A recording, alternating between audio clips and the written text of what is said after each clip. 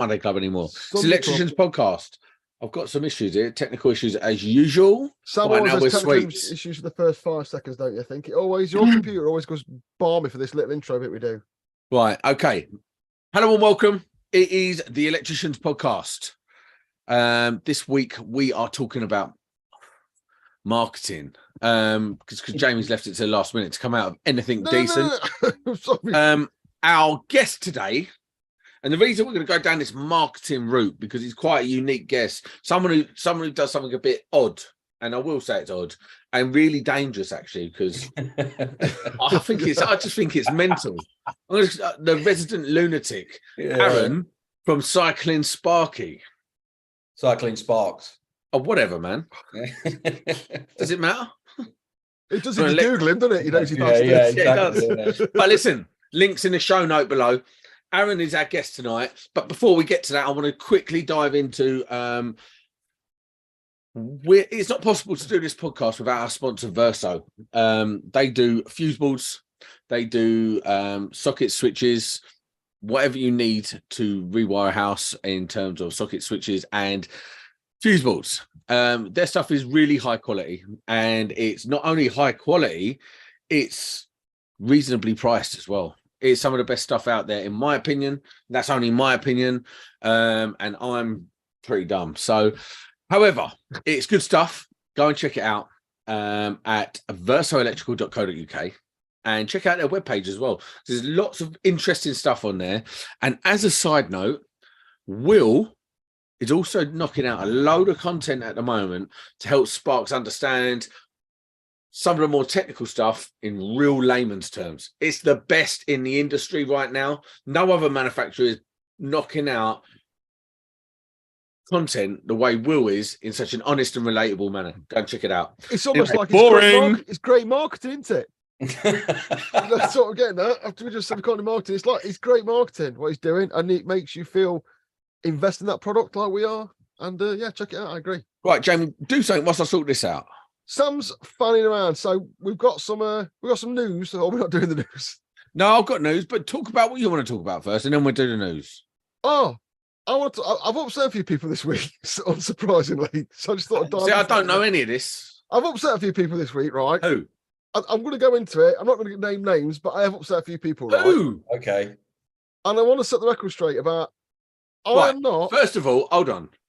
Who have you upset? I'm not naming names. Why not? It's on there. Because it's a person on my Instagram, yeah? A couple of people on my Instagram who have got valid opinions I'm going to go into. But I'm not naming them. Why not? Because I don't want to, because it's there. It's too personal, yeah? But what I want to say is, I know the days of Facebook, where, on Facebook, as we said a few weeks ago with Jay and that, we're like, you put something up and you get jumped on by about 1 million knobheads who are all telling you you're wrong, yeah? Yeah. Right, I'm not doing that. That is not my bag. I'm genuinely out there to say to Sparkies, you're not doing that right because of this reason, because I don't want to see people doing stuff wrong. And I'm not au fair about giving me opinions on matters, yeah? Which I did yesterday. Now, these outdoor fuse boards, you two seen these outdoor fuse boards you can get? Yes. No. You get an outdoor fuse board. It's made by BG, right? I'm not knocking BG. Yeah. Oh, the garage units. No, they're actually designed to go outside. Right. Right, I'm not knocking. What IP BG. is that? Is that IP65 or something? It's IP65 or Eiffel 65. You grew up when I grew up, but I'm not knocking BG. I'm not knocking people who use them. What I'm saying is, just because something is IP65 and it is well marketed, does not mean it can be used outside for its certain purposes. So, for example, I put something on Instagram today. Yeah, a margarine tub is IP65. Would you agree? You leave that shit outside, no water's getting in it. Fair. But yeah. What my big problem with these outdoor fuse boards, which I found a few people is, and I think Will said it when it came on, is it is indeed an outdoor fuse board, and it is marketed for being for EV, which we all know is a drag to the bottom, yeah? My problem is the protective devices aren't, it's not rated for temperature of protective devices. And if you are an electrician fitting these, if you consider yourself a proper electrician who does things properly, you're designing something, you are selecting the right equipment for the IP rating, then you are totally disregarding all the other external factors. So This is actually a really good point. I want people to be aware of marketing, which is what we roll onto, yeah? Just because someone says something is perfect for EVs being fitted outside, which it may be, does not necessarily mean it's a product you can utilize for that function. That's what I'm trying to get at. So what you're saying is, for the dumb people like me, if you've got the breakers inside, yeah, RCDs, the RCBOs, all that sort of stuff, they're only rated to a certain temperature before they start BG ones, I've actually looked, I've put the time in, yeah. BG ones are rated to -5 and That's pretty plus cold. 40. Yes, but that's with wind chill and all that kind of stuff. It's easy to get, they're aluminium die-cast fuse boards, it's easy to get plus 40 in there. And I'm more bothered about the cold end. That means they've been tested to -5. It doesn't mean they won't cease to function at very low temperatures, which I don't know. I don't got the data. So say it was like -10, which is let's just say it was 3 degrees. Is it going to function like it would in a house? I do not know. Well, so you're arguing about something you don't know about. Well, I do know, but I haven't got a scientific lab to do it. What I'm saying is, people need to be aware that they are the designer. Just because an item is sold, that it will do something doesn't mean in your design it will perform all those functions. And people should be very wary about listening to clever marketing that seems to solve a problem. It doesn't rid you of any kind of design or litigation or the fact that you could go to court is what I'm trying to get at. So just be aware, there's a lot of clever marketing around. I'm not knocking BG. It probably is IP65. How you have a fuse board with a liftable flap that's IP65 is beyond me. Breakers at IP20 when the lid's open. So yeah, but just be aware. I fell out with people. I don't fell out with people having arguments with people over it. Yeah, and I'm just want to say that I'm independent. No one pays me. I'm giving my opinion on things as I see it. What do you reckon, Aaron? Well, I was going to say, BG, as far as you know, BG put anything on the packaging about the limits, or they just said they say, and to be fair to them, they say this is an IP65 fuse board. Wouldn't it be useful in certain EV situations, which I'm sure it is?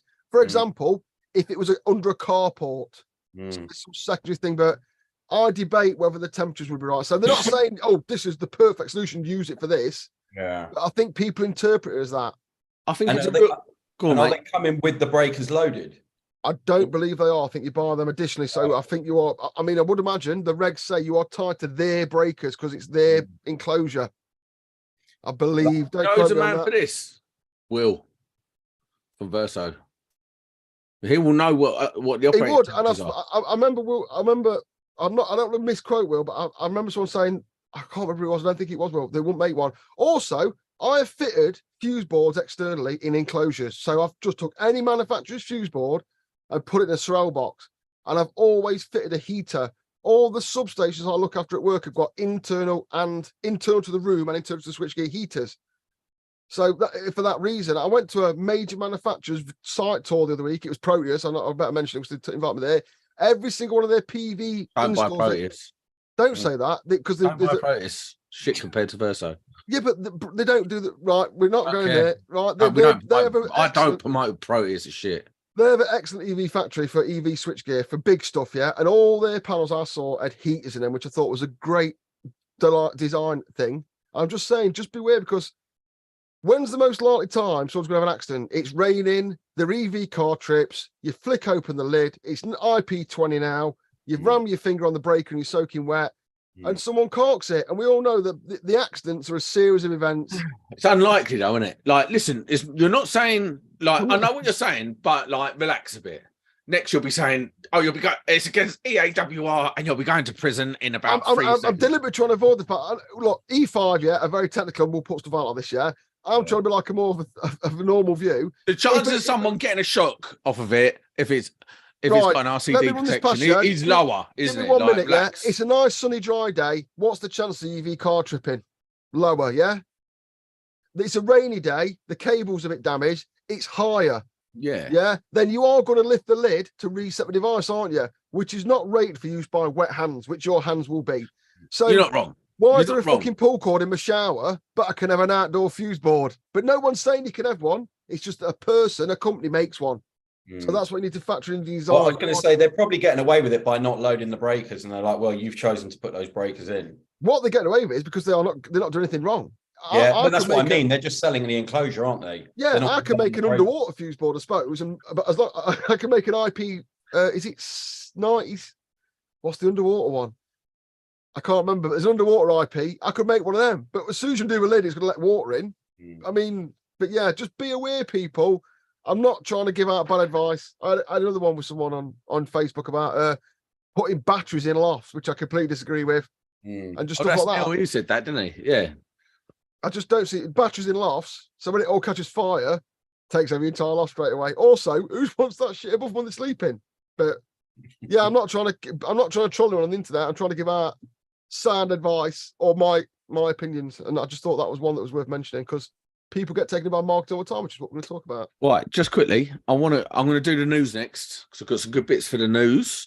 I just want to give a quick shout out to people in here right now. Matt Olive, James Kane, Nick Pearson, Will's Electrical, moaning as usual. White Star Sparks, he's been on before. Lizzie, hello Lizzie.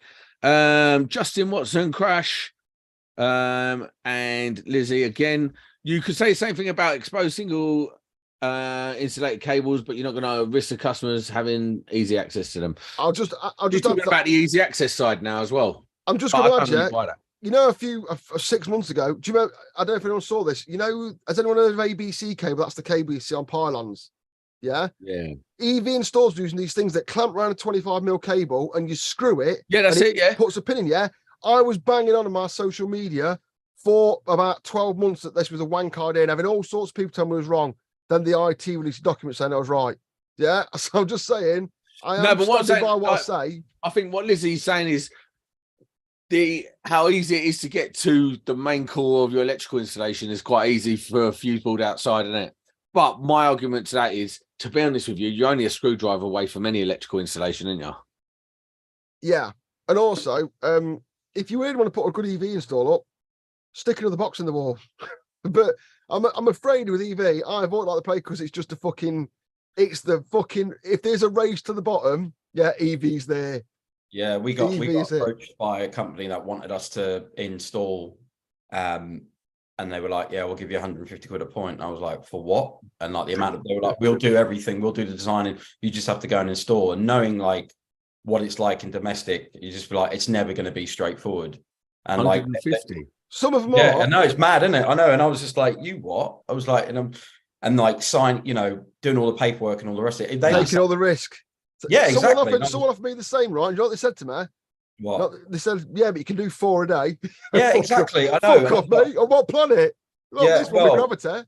Yeah, exactly. And there's people willing to do it. When you say it's like a race to the bottom, there are people willing to go in there and do it. You could have 4 a day, 20 a week, 52. You could have 200 high-risk installations on your books every year if you wanted to. Exactly. Yeah, exactly. Yeah. Madman. Right, let me quickly do some news real quick here. Is it going to let me? No, it's not. Right, hold on 1 second, people. You know when you change over from Android to iPhone. This was months ago you did this. It's still to this day makes me want to smash my phone to 1,000 bits. Right, so big shout out to My Energy. Now, I'm a big fan of My Energy. I like what they do. I like what they're about. I like their whole vibe. Do we both know who My Energy are? Yeah. Yes. So they got a wicked vibe, and I like what they do. So, we've been Jamie's been banging about the grid's not ready and all this sort of stuff. Now, I'm going to read you something, and Jamie will know what this means, and it's your job to explain it in layman's terms and not in knobhead terms. Right. Well, electric vehicles... Stop talking. No.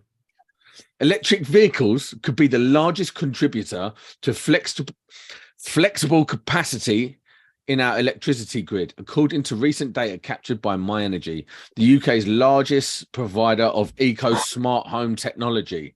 Now, in recent months, My Energy, which manufactures a range of smart home products, including Zappy or EV Charger, has supported UK grid events with thousands of customers signed up to offer flexible capacity. With more than 13 million watts of aggregated flexible capacity in total, equivalent to the average power consumption of 40,000 homes, My Energy has been sending commands to Zappy chargers that have responded to grid events, reducing their consumption by average of 2.4 watts per house. Right. Basically, your car, if you have an EV, you ponce, is a battery. And it sits outside your house, yeah? Now, there's talk that one day it will go in the car for you to use later, And if we need electricity, it will come out the car. And what they're referring to there, I like my energy. I've got a lot of time from you, but there's a lot of more marketing bollocks to take out there. What they're saying is they can send a signal to your car to tell it to slow down charging or stop charging. Now, they've sold it as being a positive because they've saved loads of energy, but they've saved it at your expense. So when you get in your car at 8 o'clock at night to drive it off and you find it's turned off because they saved the energy somewhere else, they've spun that into a very positive. I would argue that's a bit of a negative, that someone somewhere can turn my car off when I want to charge it. But yeah, all the new chargers. I think what they say is they only take a little bit, like a couple percent. And Well, that all feeds back to the grid to all stop the these new events stuff- where there's too much demand and have to spool up a new power station. Yeah. So all the new stuff, because the infrastructure we are getting is so third world, we can't afford to feed ourselves electricity. They're bringing this in, and all the new charges have to do. So it's not just my energy. All the new charges have to be able to be turned down centrally. How this madness works, because can you imagine trying to control 50,000 chargers that are on different manufacturers? How this madness will work, or if people are going to come out, and people have come out to find out their cars aren't charged because it hadn't said the signals turn back on. But we've got to reduce peak events on the grid, which is why batteries are so popular. You know what's funny about that? It's like, that's a new excuse. Sorry, boss, I'm late. My car won't charge. Weren't my fault. I saw as well. The grid turned off my charging overnight. I think EV Nick, who is well worth looking at on Twitter, which we've had him on here, which I troll him a lot on Twitter. Yeah, he said I think he was like, car sales are down, EV charge cars getting really cheap. I think people get a bit fucking bored of them at the minute. I think. Listen, I'm not gonna shout them out on here, but there's prominent people in the electrical industry that are backing them. They're being like, do you know what? See, like Teslas, they're not aging well. They're really not aging well. They're and the Tesla network's probably the best network to be on. However, so many people getting Teslas now. There's queues. So you're turning up 2 or 3 they might have 8 at a site. I want to say again, yeah, I'm not like a diesel burning Jeremy Clarkson fan. Yeah, I am a Jeremy Clarkson fan. I want to see other alternative fuels that are greener and cleaner. Yeah, but I think like the first time solar came and it went away and came back again. And now it's not bad. I think we're going to see that with EVs. I think you're right. Maybe not as bad as like the complete drop off it was, but I think people need to go away because like the car charging is wank. It's a fucking pain in the arse. You have to have about 60 apps to get yourself somewhere. Yeah, I've heard that a lot with EVs. Like I think that they are like the stepping stone, and so like you say, they've become unpopular and they're going to come back again. I think they are a necessary progression that are going to have to go moving away from internal combustion engines. I think they are the stepping stone to something else. I mean, let's not get it twisted, yeah? When they invented the internal combustion engine, there were some ropey moments at the beginning. They bring out a new jet and they fall out of the sky, don't they? Everything has to come out and be a bit shit. And I think we're just in that stage. I think everyone's got a little bit about electric cars. It drives me a bit mad. You know when the Prius come out and it was like half and half? Yeah, so it's half and then like it charged itself almost. You put a bit of petrol in it, charged itself, and it sort of got around. You got, I don't know, 80 miles to the gallon or whatever. But surely that's a bit better, isn't it? Like, yeah, but you're carrying around the battery's carrying around an engine, and the engine's carrying around a battery. Yeah, but have you seen that new engine by Koenigsegg? And it's like about that big. Oh, the one-cylinder one. And it puts out like, I don't know, 2,000 horsepower or something. Like internal combustion engine technology and the way they're set up. And it weighs about 60 kilos or something. I don't think what they've done is Elon Musk has come along and gone, watch this, and brought out a next level car straight away. He's brought it out and he's knocked it out of the park. But he's got the brain capacity and he's got the idea to get shit like that done. And everyone's gone, oh, forget hybrid, we've got to be like Elon. You know what the clever thing about Teslas I've noticed is fixed up hybrid. The thing I've noticed about Teslas, which is really clever, is if you just step back and forget Tesla and look at them, they're actually a really basic car, a very, very basic car. They've got no funky dash. They've got nothing going off. They've got a touch screen. It's like a Mini. Yeah. If everyone drove around in Minis, we wouldn't be getting through so much fuel. But now Tesla's invented the Mini that's electric that people want to get in. They're very light. They're very sparse, but they cost a fucking fortune. Anyway, next news. Completely different subject. Was that just news? Jesus. A third of all tool theft is from vehicles. A new police data reveals. So what they're saying is, Tool theft from a vehicle has increased 25% in the last year. There are 35,000 tools stolen from London alone in January 21 to October 22. That's 62% increase on the year before. Tradespeople are 10 times more likely to experience tool theft from a vehicle. And tool theft from a building site are only 14%. Because you've got more chance to get out of a car, haven't you? Well, here's the thing. I know I've been on a couple of building sites. I've been very lucky with this, actually, that they've come in, and what they do is they find the office, and usually there's a key cab in the office. They just smash that off, go back into the building, open up all the toolboxes and just load it up. So that's what usually happens.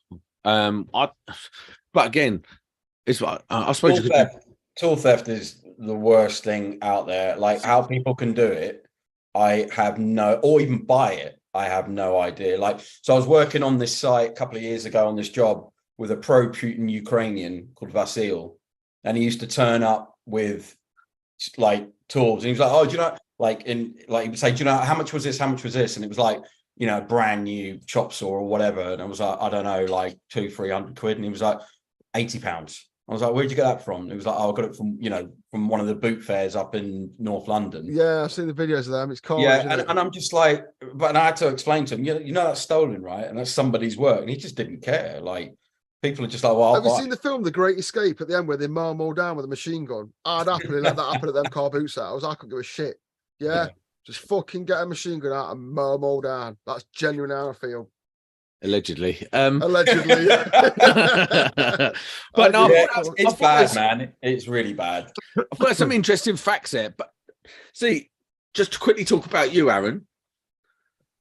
We are going to get to you in a minute. Yeah. But just tell us a quick little bit about what you do. Because you're a lunatic. So, that being part of it. So basically, we're domestic and commercial sparks that do our work from e-cargo bikes. What's your location, mate? Sorry. London. Oh, right, fair enough. So you're traveling around with a load of tools, which is the most nicked thing in London, and a bike, which is the second most nicked thing in London. You must have balls of steel. Exactly. I mean, you do have to have your wits about you, but yeah. So I started out just on a normal bike, like a normal push bike, with just a backpack full of tools and some gear and some pannier bags.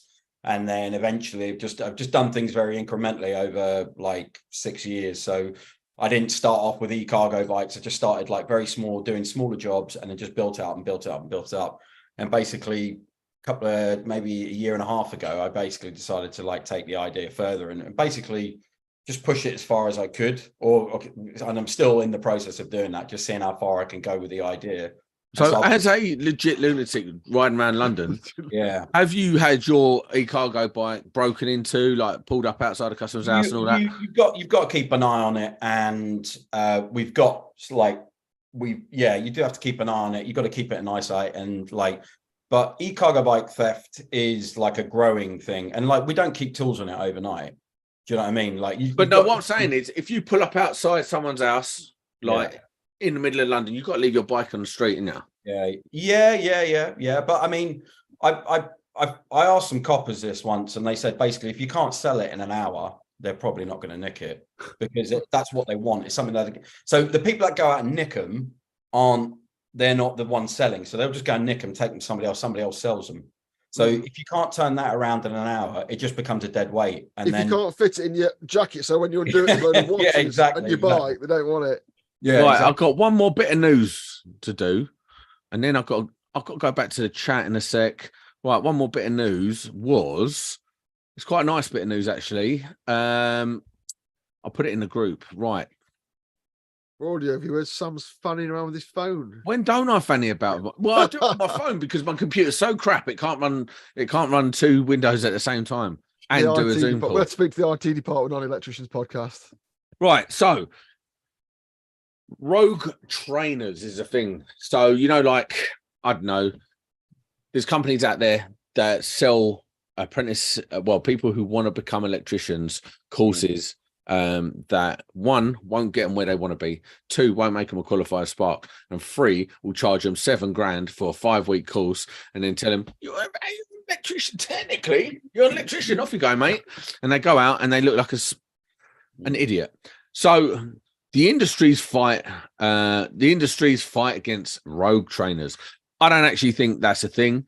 However, the Electrotechnical Skills Partnership, TESP, who we know our good friend Mark Allison is heavily involved with, he loves it, and Jobs Aware, government-backed organisation set up to prevent job scams and labour market abuses. So TESP are now aware of these short courses and these courses that are really not fit for purpose, and they are fighting back against it. And I thought that's well worth a mention. I think that's big news, actually. I've spoke to these companies.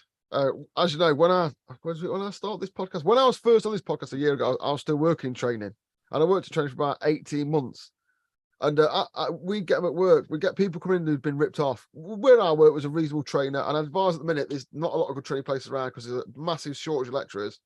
And people are giving these numbers and I ring them up. And I get them to ring me back and they'd be giving the sales speech on the phone. They'd be going, you could tell them like this, yeah. They'd be like going, yeah, you've got to do armored cable, SWA, MICC. And they just reel it all off like proper sales pattern. Like, all right, what's MICC? And we're like, so yeah, if you're going to get a training, keep an eye on this because it's hard out there at the minute. I think COVID really gave it a boom because I think everybody was looking like I there was loads of like people from theatre who were like retraining and doing trades. Yeah, I had loads of musicians and techies come through. Yeah, exactly. So I think these courses, like, oh well, you know, if you want to retrain, they offered them. I mean, they didn't know anything from the next thing, so they just thought it's a course. There's a qualification at the end of it. So yeah, I think it's really bad. I think it's really bad, and I think it is quite a problem out there at the moment. Just want to read some comments from the chat. So what we got here? By the way, IP68 is above. IP68 and above is submersible. Jamie, you should know that. IP68 above is submersible. Hydrogen fuel cells are the way forward. No, they're not. Yeah, but you don't know that. I watched YouTube about it. Actually, we've got a massive hydrogen project at work, right? And I do know one thing we'll tell about hydrogen is it's incredibly. Are you allowed to tell us this, or are you bound by the official? Well, yeah, this is on the thing. Hydrogen is incredibly expensive to make. It's incredibly hard to store, and it will get through the tiniest of holes. There's no. That is true. Oh, that's true. As easy as you make out, yeah. But yeah, it's got legs. Helium-2 is the one that people don't know about yet. And obviously, what was that airship made out? Was that hydrogen? That is helium. The Hindenburg. The Hindenburg. Yeah. Was that hydrogen? That was hydrogen. I think that was hydrogen. Yeah. So it's a very, very, very volatile thing. Helium-2. Helium-2. Well, I thought there's only a certain amount of helium on Earth. Well, that's why helium-2 is the one. Right, I'm going to Google this because I don't know anything about it. Do you know what? I watched it on a sci-fi program. They powered everything with helium-2. So it's probably not real. That's the problem. I see your thing there. It's not real. No, I just wanted to sound smart. Has anyone? Oh, I know a quick one. If anyone's on LinkedIn or I think it's on Facebook as well, have anyone seen the lithium miners having them getting stuck in the mine on LinkedIn and the mines collapsing? It's not too crazy video. But yeah, all you EV car charger people. So I actually commented because I asked it last week on the podcast, didn't I? Oh, don't worry, dear. All of our lithium's eco-friendly. And saw some of this video of these guys getting dug out of a mine. Yeah, he's on like an incline and he's digging at the ground. Like, what's to do then? These blokes just start pouring out, and it's a lithium mine in I think it's Kenya or Nigeria. No, it's a cobalt mine. Cobalt mine. That's it. Lovely and clean. These guys look like they're really enjoying it. I think the third one out, it's got a little unilight on his head. So. Yeah, keep an eye for that video. Right, let's get onto the topic, marketing. What a crap topic. However, I say that, but I'm not giving it the legs it deserves. And it does deserve these legs because our guest tonight is cycling Sparks. Right. And he actually has quite a unique marketing, really, if you think about it. Cycling around on his bike, someone sees that, they live in London, they're like, a lot of progressive people in London think they're saving the world by living in a city in a flat with like, I don't know, 3 light bulbs in it. Now they will see you and be like, he's doing his bit. Let's have him. Is that how it works? Well, like I was saying before, just before we went live, it was like it when I started it, I wasn't thinking about it from a marketing perspective. Like it's sort of developed and grown into that again as time's gone on. But I think. Like the way people do want to see change, people do want to, they want an option which they don't have to make that decision, essentially. Like if they can choose an option where it's greener and it's more conscious, I guess, then they will take that. I mean, so it's like, to go back, it's not as cynical as like it's a marketing form, we're a gimmick. It's just, that is just how we do it, and that's the way that we do you get people doing it because you are eco-friendly, stuff like that? I think so, yeah. Like I said, I mean, look, it was only, I was fairly, like, my head was in it for like a couple of years, like do it on the tools and all the rest of it. And I've got somebody working for me now, so I do less of that. So looking at it now, I think, yeah, people do make that choice because they do want to.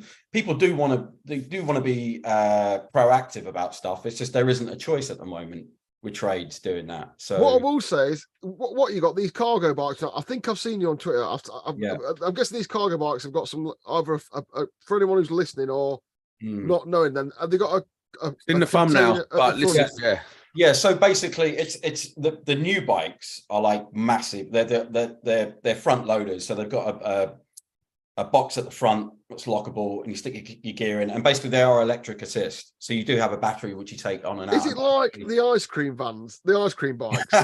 Is it a bit no, like that? No, it's not like that. It's just two wheels, not three wheels. So not two at the front, one at the back. Oh, right. But if you edit it as an ice cream one, you won't get your tools robbed as much, would you? Because they think it's full of ice cream.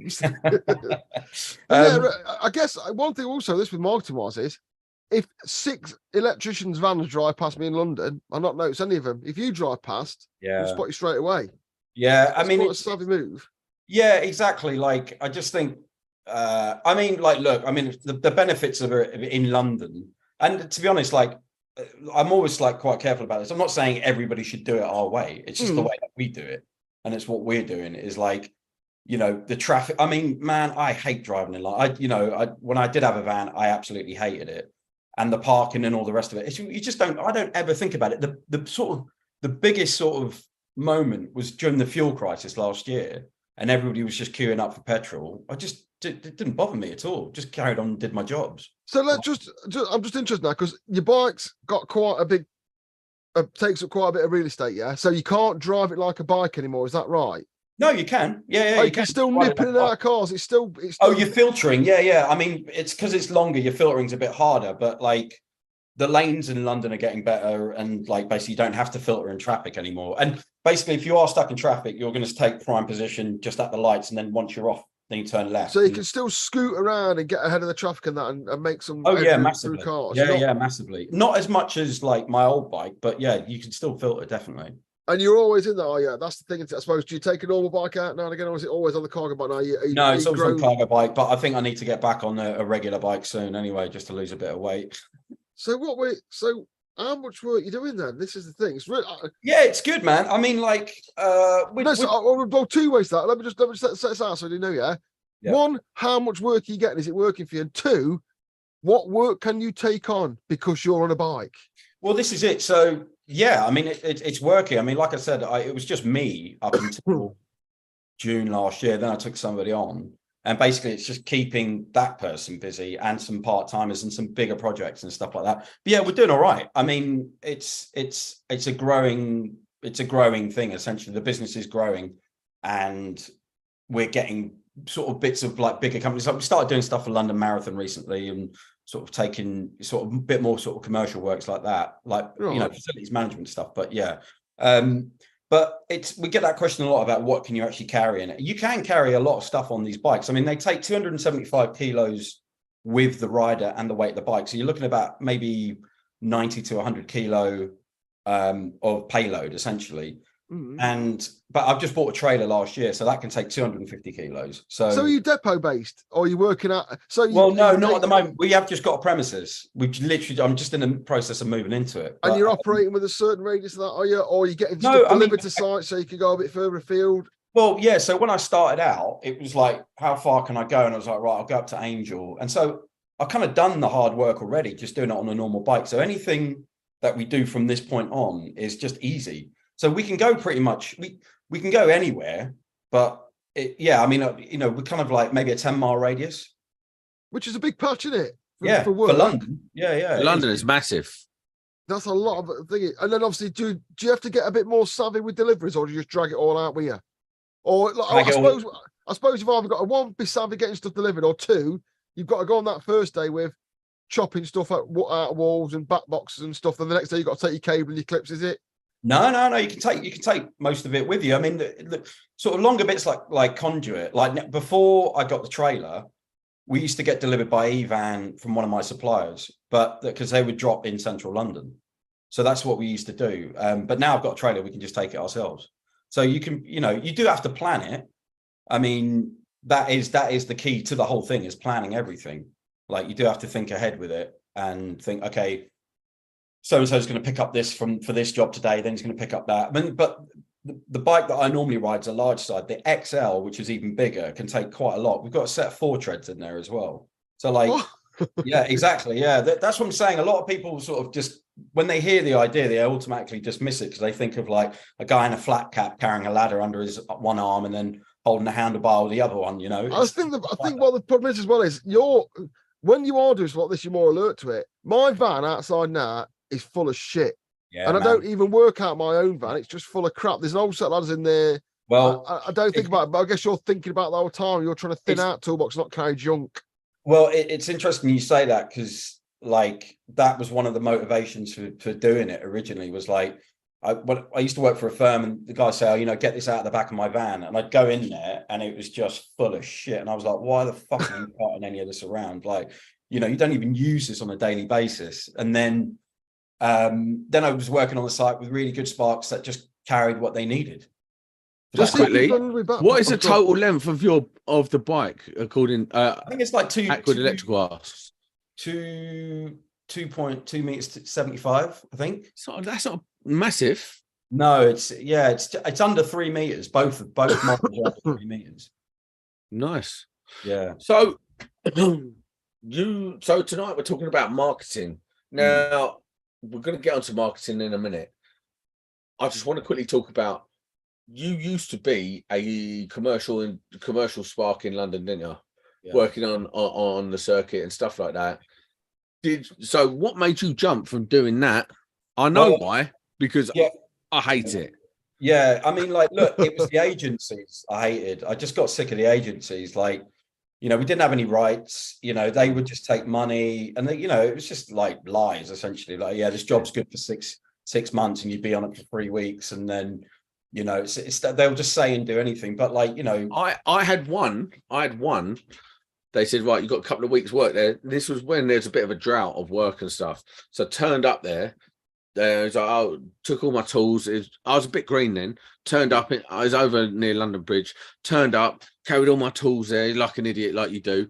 Yeah. Dropped them down, ready to get cracking. He goes, I only really need you boys for a couple of hours. I don't know why they sent 2 of you. Oh man, yeah, that's what I'm saying. There are around the Midlands where I am. I've got some good agencies. I've generally got some good people on agencies that I'll answer the phone to and have a chat to, and they're like always want to have a chat. Like, how's it getting on? What do you think? Is it busy? But then you get the arsehole ones, and from what I've spoke to people around London, it sounds like in London they're all arseholes. Not every single one of them. Estate agents, they're sleazy as fuck. They're just like they don't care. Like they don't care about the job. So the client thinks they're getting somebody that cares about their job. They don't. Like they're just there to sell commodity essentially. It was 1999 they start sneaking into the trade, and now they're well in. Yeah. So tell me about the transition from being a site spark to where you are now. Excuse me. It was very sort of like I'd been working on London Underground, an infrastructure job, and that was the best that my site time ever got. The quality of the work was really good. The health and safety was really good. The money was good. And then when that came to an end, I thought, well, it's only really going to go down, isn't it? Like going back onto this stuff. Yeah. So that's why I was like, well, so I thought of the name. I'd been cycling to and from site. And I thought, well, yeah, now's the time to do it, really. And that was 2017. So I just started out just locally, just doing small domestic jobs here and there. And then it's just sort of built up very gradually, like over 6 years. That's awesome, man. It's such a good story. So for me, it's quite a personal story in terms of I love it when I see agency sparks get out and stay out, right? Because we get such a bad name, and it is a very difficult environment to thrive in. Very few actually do. The ones that do stay in it become very jaded, We got, I think someone told me years ago, it's one of the highest divorce rates, one of the highest substance abuse rates of being an electrician on the agency circuit. And it's just it's a dreadful way of having a career long term. I really don't, and I think it's a brilliant thing that exists, but it should only ever be used temporarily. Yeah. It's like I said, it was the rights. You just didn't have any rights, and you never knew what was going to happen. Well, it is temporary for you lot, because that's what they're using you for. They're not. That's the whole point. It's temporary for the customer. It only suits the employer. It's not having to give anybody any kind of like honesty. You can just let somebody go as soon as possible, which is like, but you might as well just be straight up about it. But then again, nothing would ever get done if they were honest. What I dislike as well as on the agencies, like, like if you've got some Latvian electrician, not that I'm saying Latvian electrician all shit, but what I'm saying is they will operate for a lot less money because they'll live in a house and stuff like that. You know but what? The agency are charging the same for them, and they'll screw them out. So the agency are charging exactly the same for everyone, and then see what they can get away with paying people based on their personal. It's not so much that for me. It's not so much that for me. And I've just interrupted that guest, which is rude. But no, for me, I think it's more to do with the fact that you don't even have to be a good spark. You don't even have to know what you're doing. As long as you show this air of I work really hard. You could be a busy idiot. And then the foreman goes, he works really hard. He's a good spark. And you're like, what makes him a good spark then? What? Because he just does, I don't know, cutting brackets all day really hard and fast. Does that make him a good spark, or does that make him a hard worker, you idiot? What I'd like to know from you guys is, because like I get to look at other people's work quite a bit, and I snag it and I pull problems with it, I've got this sneaky suspicion that there's two places in the world where all the work is shit: Dubai and London. Because like you've just got all this shit labour on shit rates, on shit experiences. I bet I'd love to get in the shore and have a dig around. And they actually tartan up so it's nice, or is it just a fucking bobhole basically? I just get that opinion of it won't be too bad. It won't be too. I'll tell you what was bad, and probably still is bad, allegedly, is Tottenham Hotspur Stadium. I bet that is. Oh yeah, my mate works on that. I know it is because my mate worked on it. Yeah. I would dare say that is absolutely terrible there. Yeah. But right, should we actually do the topic? Because we've been doing it 45 minutes and we're still rolling. We only stick loose to the thing. But yeah, I just thought I am dead intrigued. The whole marketing thing with this is brilliant, and I just think it's a real good thing to show people. Not something that your idea like doing in York or something, but it really stands out. Nice, it's dead good, and I think a lot of people. Things are going to get bad. I think the trade's going to go down and people are going to look for new avenues. And you can't just start slapping yourself on a bus with a load of tools nowadays. You need to come up with something a bit savvy like this and get into niche areas. I think. Yeah, I think people are going to have to start thinking, like you say, out of the box about stuff. Like so, like I'm saying, you don't want to do it my way. Don't do it the way. You don't have to do it our way. But like, you're going to have to start thinking about how to do your jobs and how to get about. And yeah, I mean, things are changing, there's, using vans and stuff like that. I mean, if you go EV or whatever, they're really expensive. You've got to look at different ways of working. And there's quite a lot of resistance within the industry to even thinking about things differently. Will come out, you get the naked cleaners. Yeah. Naked Sparkies. No one want to see me naked. Yeah, exactly. You know what? I mean, someone out there will pay. So if I said someone's the naked Sparky, I turned around and did the work naked, you're going to get some work. You guarantee it'll be some like dirty old pervert bloke like that. No one's paying me though. Screwdriver. Show me a little terminal. No, mate. Jesus. Yeah, well, I don't know. There might be a market for that. I don't know. Everyone needs to be aware of the marketing. We are definitely going to a little bit of a mini recession, I think, and not only the marketing of what you do and how you sell yourself, but as well as that, people need to remember that the marketing to them, people are going to start trying to sell you shit that you don't need. You've got to be aware of it. It's a businessy thing more than anything. What is everyone finding the work situation? Because like I've said for a couple of months now, down here is dead, like dead. Really? Bad. London never sleeps though, does it? I would say. London never sleeps, does it? How are you finding picking up work in London? Okay, yeah, it's been like fairly consistent actually, and then it's dropped off a little bit, but I think it's year end. I'm thinking that it'll get to April and it'll pick up again. I'm really hoping April it kicks off again, because if it don't, I'm like, I'm a bit concerned. I'm not going to lie.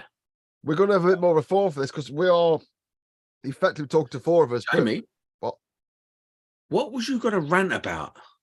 I did it at the start. To do with what? Is that I'm going to do this big rant?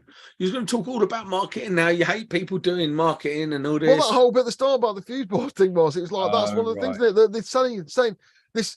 No, they didn't say it's for this, but it's very implied. And I think people need to be aware of that when they're being marketed to. Oh, wait, hold on. What are we talking about here? Whatever we want. People listen to this shit every week anyway. And we'd just like to thank you all your new listeners that will listen to this shit, because our numbers are through the roof. Yeah. It's like, I'll tell you what's a good one about marketing we want to discuss, yeah? Sam, how many sponsorships are we turning down?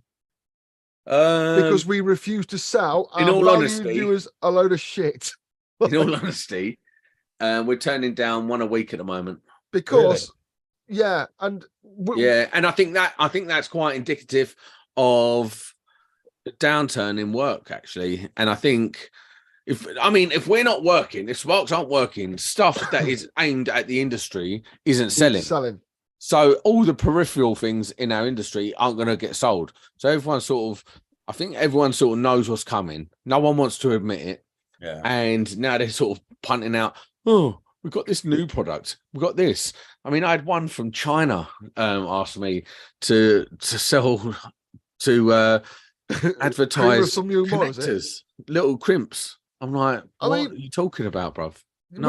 We're not, when we said we're talking about marketing, it's not a heavy episode. We're not going to bang it down your throat. But if anyone noticed, we got a new logo in January that Sam did. I turned up.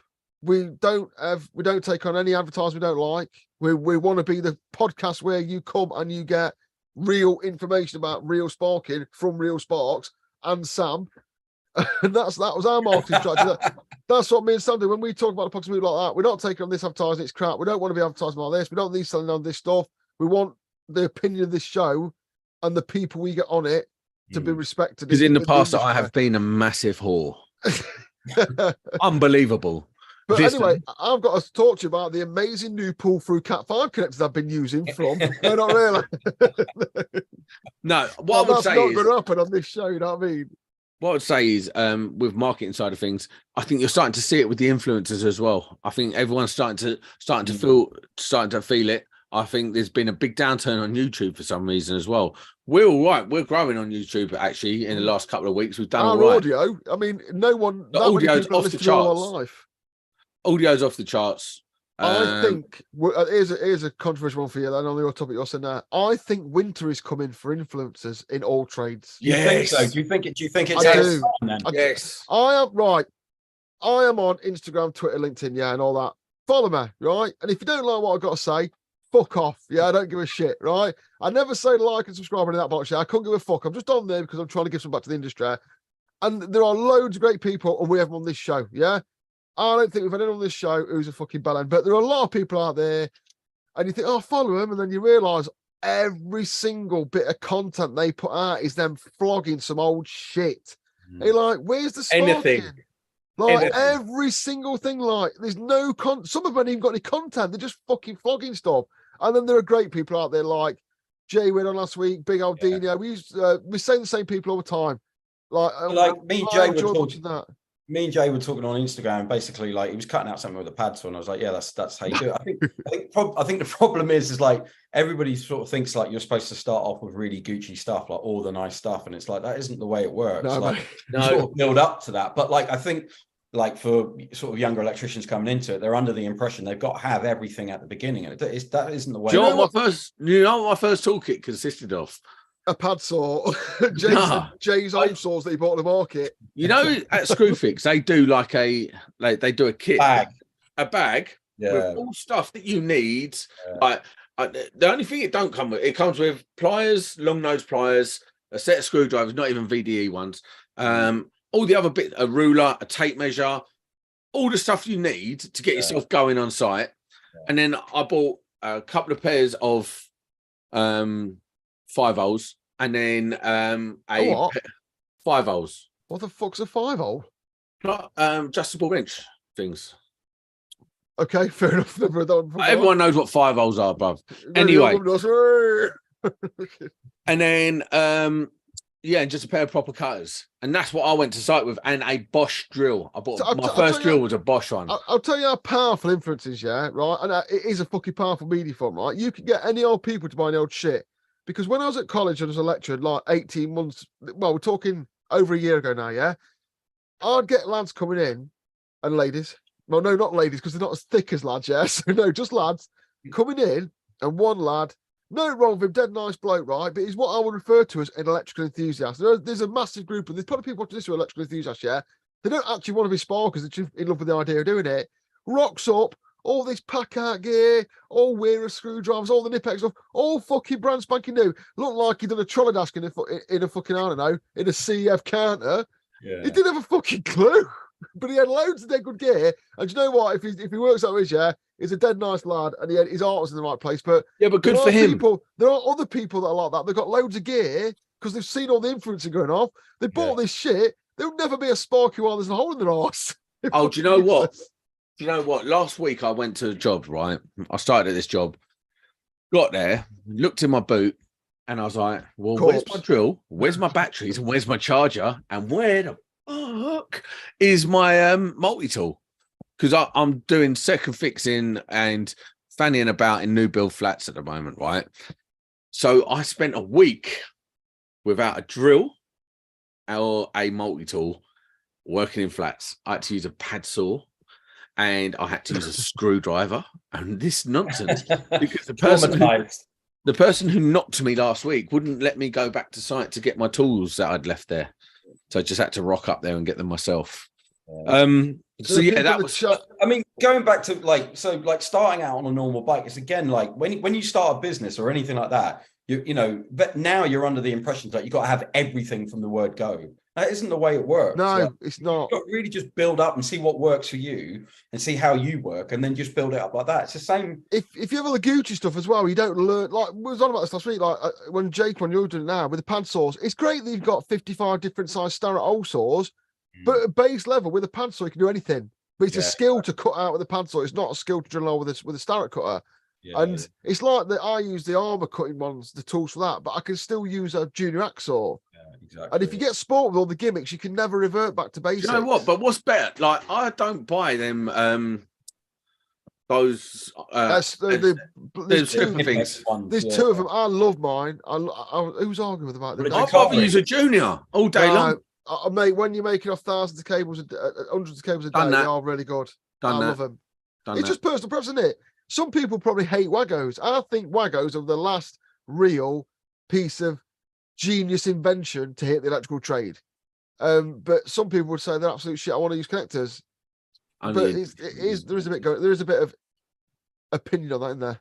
But no, I think you're right with the whole winter's coming thing. I think winter's coming for influencers. I think it's tough out there for them. Look, even Artisan the other week was saying, listen, I don't know what's going on with YouTube, but we ain't getting as many views. And you look across and you look across all of the influencers' channels, which from time to time I do because I'm a sad case. You can see there's a big drop off at the moment. And I don't know whether that's to do with content or YouTube in general, or just the fact people might just be sick to death of this deluge of like, we're sponsored by blah blah. I said to on the others, I want to reply to on Twitter, says I think genuinely, I do believe this. But mind you, I do it every week. We do this shit, we're pumping this shit all the time. I think every channel, not podcasts as much because they are very fluid in the way they work. Yeah. But content wise, I think most channels have got a 5-year shelf life before they just fucking how much stuff can you pump out? But you guys are only doing one brand, aren't you? You're not doing several, are you? Not yet, we're not, but if the coins come in, we're all up for it. No, we try and just stick with Verso. We've got other people asking and stuff, but at the moment it's just Verso. I can't see us going anywhere else. Not anywhere else, but I can't see us having another one. We'd have to be as passionate about them as we are about Verso. What you got to remember is just going to have anyone. This kind of banter cannot be broken up to give an advert. Yeah, it's so smooth and free flowing. We can't just stop and go, "Hi, I've got an excellent new pass-through plug for all your Cat 5 also, cables." To be honest, if you guys stick to your guns, like, and you then all of a sudden you start doing anything, you lose your clout essentially. Like, you know, obviously like Verso is an important brand to you, you're into it, so therefore you're going to put it across because you're happy to do it. If you start sort of diluting it and doing other stuff, it doesn't really, you sort of lose your integrity with it, and then I don't think people are listening. I think that's the problem. It's an integrity. Like, I mean, if we're going to talk about industrial switchgear, I'm not going to talk to my Verso because they don't sell it. I can't do that. If we're talking about Talker's being generous will come to me and goes, do me ask, go, the Verso gear is good. I like it. You know what I mean? I do use it. I've got a fuse board I'm putting up in here. I've got the gear. There's some behind it that sent me cheers. It's good stuff. But if they sent me it and it was shit, I don't get paid by Verso. Sam is the ringleader, yeah? I'd have taken the money. If I didn't like it, I'd just sit and keep my mouth shut and it wouldn't be on the shelf behind me, you know what I mean? Yeah. It wouldn't be there. I'd just be like that. They'd all be on about Verso and I'd be like, yeah. And if someone comes in and goes, oh, well, I've got a torch by a certain brand. If you think it's the best since sliced bread and you want to talk about it, you'll find me. To do it. You've really got an vendetta against them. What I'm saying is, I want me. Oh, you don't know, do you? I don't know what's We're not going into it. What I'm saying is, legal letters will be flying around. I'm not going into it. The only one brand I love pumping is Apprentice 1-to-1. I love helping out Apprentice 1 doing stuff like that, yeah. And I want my opinion to be valid. I want people to go, well, if he says it's a bit shit or it's a bit good, it probably is. That's where I'm at. I don't need the money. I don't need to take sponsorship off someone. I appreciate some people do need to fucking flog waggos all day long or whatever, although they sell themselves. But that's just not me. I've been in the trade long enough. I just want to be able to give an opinion. And be interesting facts about wagos is they don't. They've been around for years, haven't they? Yeah, but they don't sell themselves now. So they lost the patent to it, or the patent expired, whatever. Now it's a free reign on them. Everyone does wagos now. Everyone's got their own type of wagos. Well, lever connectors. But I just want to jump into the chat because it's popping off in here. So 5-0's never heard of that. Connor, that's because no one has, Connor. No one has except for Sam. Water pump pliers. Yeah. Right, yeah. And there's only one type of them I'd buy. Genuinely, I'm not what water pump pliers are worth buying? There's only one set. There is only one set for Nipex Cobras. If anyone ever tried to sell you a water pump pliers, not Nipex Cobras, they're a fucking line. They're being paid. Fact. Do you know what? You're not wrong. I don't buy anything else. They're the only pliers for a start that when you snap them together, they don't fucking break your finger. And then the other ones, you know, the parallel jaw. I've done this before. You know the parallel jaw ones they brought out. I don't think they could make them any better. But yeah, anyone try to sell. Why do people even bother making them a water pump pliers except for Cobras? Twats. The flat jaw ones. There's some sites in London. Well, there's some sites when I was working in London that wouldn't let you use anything other than that or a spanner. It's because if you marked the brass on the gland, that was it. You're fired. Same on ATEX sites, but where I used to work, you could use Cobras. We did, but then parallel jaw ones. I don't know what they're called. I've done this twice now. There's nothing. I think they're called pliers wrench. That's what they call them. Oh, I'll have to put a picture on YouTube. But if anyone's seen them, they're fucking absolutely. Can I get to the comments, please? Is that all right? So okay? I thought we'd just interact with you. You know what I mean, like a podcast, but never mind. I think you're doing the right thing, not sponsoring. Maybe you need a Patreon or something like that. Nope. I don't like the idea of people giving me. You know, if you want to give us some money, give it to Prince 1-to-1. Yeah, absolutely. I don't want money. I don't want money from Sparks. I was trained by electricians who told me all this. I didn't invent anything. Yeah. Is there any way? It's like having my wife here. Is there any way someone could speak for a second, Jamie? I'm just saying. I'm just commenting. Fucking hell. What'd you get me on here for? I'm not saying anyway. Fuck you. I forgot what I was saying now. Right. All of my tools are in case I have needed it twice. I don't know how to read that. 5-0s. Trouble is, I don't know what that is. James Kane, never trust them if they're not Waggo. I would completely agree with that. Week without multi-tool, that's a pain right in the arse. If they don't let you get in your gear, that's classed as theft. It was, but I just walked in there because I'm double hard and took it. You got back, have you? Yeah, I went on Saturday morning. I just woke up with the ump.